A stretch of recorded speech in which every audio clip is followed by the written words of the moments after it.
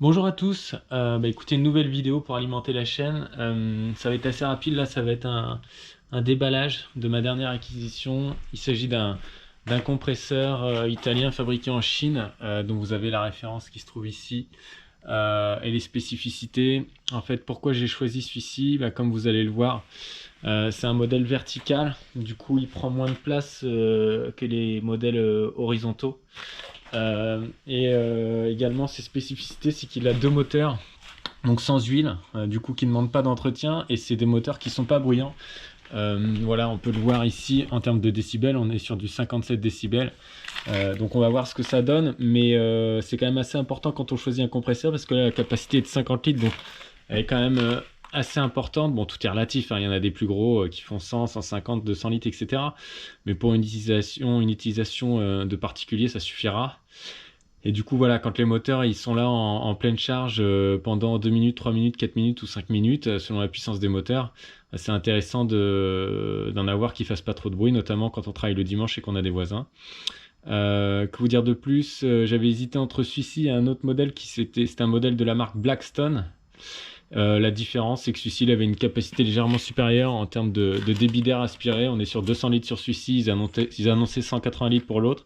Et ce qui était bien aussi sur les deux, c'est qu'en général, on a une pression totale, c'est soit 8 bars, soit 10 bars. Là, on est sur du 10 bars. Le Blackstone aussi était sur 10 bars. Et ça permet d'avoir du coup un peu plus de pression, de volume et de capacité de la part du compresseur. Donc écoutez, je vais le déballer. Je vais mettre la GoPro. J'espère que ça va aller assez vite. Sinon, je ferai une avance rapide. Allez, c'est parti. Donc là, je mets la GoPro sur ma tête. C'est passionnant ce que je raconte.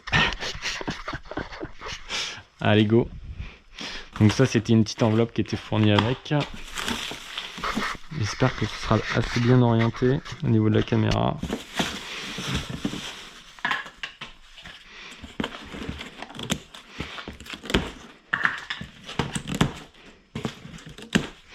Bon, je crois que c'est assez lourd, ça doit faire une quarantaine de kilos, je crois que c'est marqué, ouais, 47 kilos ou 45 kilos. Bon, c'est le côté négatif. Mais et après, en termes de gabarit, on est sur 45 cm au carré.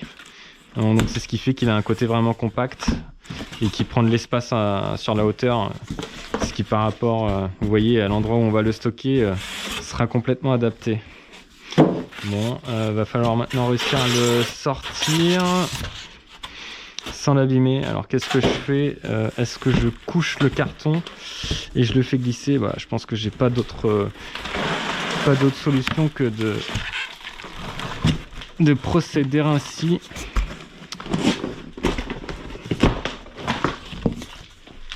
En espérant que je vais réussir à le... En étant tout seul, ça va pas être ce qui est le plus pratique. Ouais.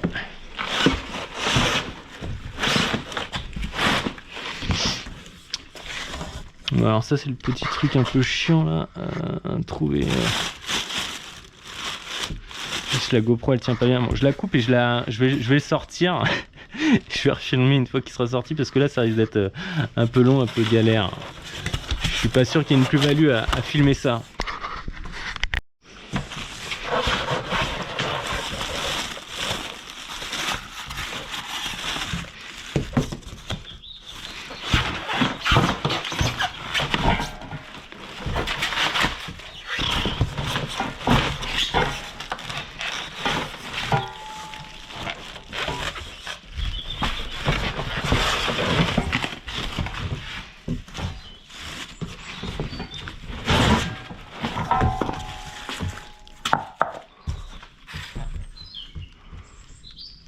Ok. Et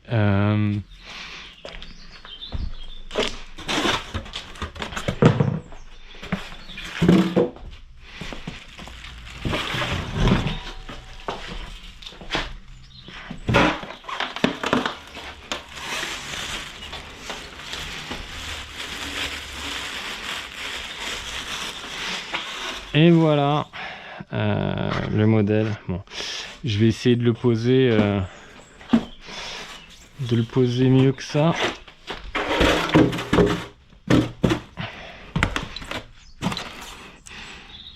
Voilà. Il est posé. Bon, c'est un peu physique, mais je doute qu'il fasse une quarantaine de kilos. Sinon, je sais pas comment j'ai réussi à faire pour soulever. Bon, bah, il reste plus qu'à installer les roues et puis le tester. Bon, par contre, il est livré.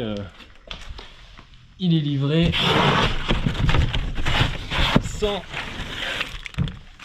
juste avec ça. Et il n'y a pas de. Il n'y a pas de fil pour. Bah déjà, tiens, c'est intéressant. On passe de 57 dB annoncé sur le carton à 79 ici, donc déjà ça commence, ça fait une différence. Et ici, ils ont dit quoi? 50 litres, 45 kg le poids net. Et là, il n'y a pas de mention du. Il n'y a pas de mention du bruit.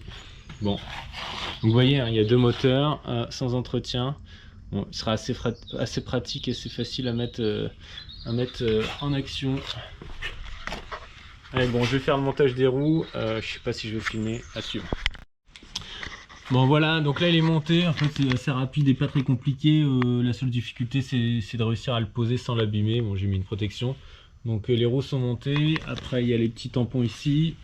Les deux filtres à air à mettre ici, et puis après il n'y a plus qu'à le relier à la prise d'électricité, c'est parti. Bon, niveau finition c'est pas fou, notamment il y a une roue, voilà, comme vous pouvez le voir ici, niveau finition, on peut faire mieux, hein, ça fait pas super qualitatif. Bon, après c'est de Made in China. Par contre, effectivement, je sais pas si on va se rendre compte à la vidéo, mais au niveau du bruit c'est quand même vachement silencieux.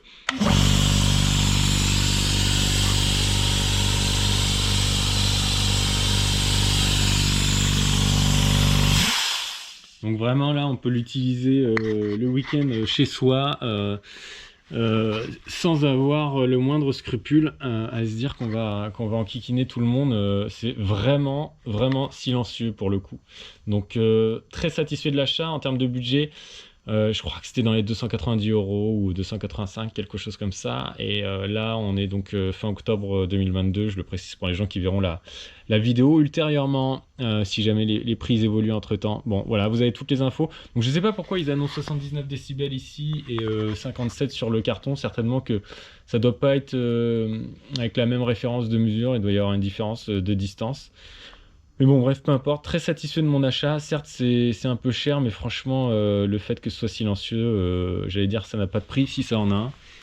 Mais bon, ce sera quand même vachement appréciable sur le long terme, plutôt que d'avoir un truc qui hurle et puis qui demande de l'entretien. Là, c'est quand même le combo gagnant. J'espère que cette vidéo vous a plu et puis je vous souhaite un bon achat. Ciao, ciao.